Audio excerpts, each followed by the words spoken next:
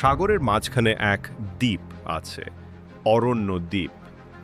কোনো মানচিত্রে তার নাম নেই, অথচ বহু নাবিক শপথ করে বলেছে তারা নাকি মাঝ সমুদ্রে এই দ্বীপ দেখেছে। চারপাশে ঘন জঙ্গল, অদ্ভুত সব আওয়াজ, আর মাঝে মধ্যে আলো ঝলকে ওঠে, যেন কেউ বা কিছু আছে ওখানে।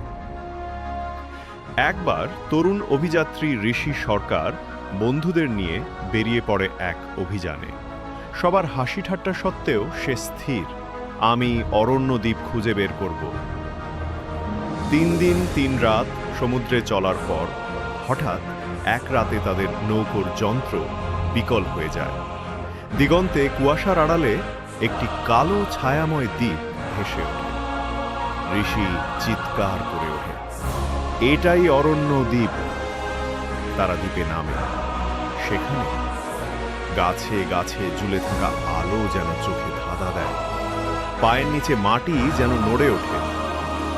আর রাতের বেলা অদ্ভুত গান শোনা যায়, যেন কেউ পুরনো ভাষায় কিছু বলছে। তারা এক জায়গায় পায় এক বিশাল প্রাচীন দরজা, পাথরে খোদাই করা। যে সত্য জানে সেই প্রবেশ করুক, বাকিরা ফিরে যাও। ঋষি পাথরের গায়ে হাত রাখে আর দরজাটি খুলে যায় এক গোপন সুড়ঙ্গের দিকে।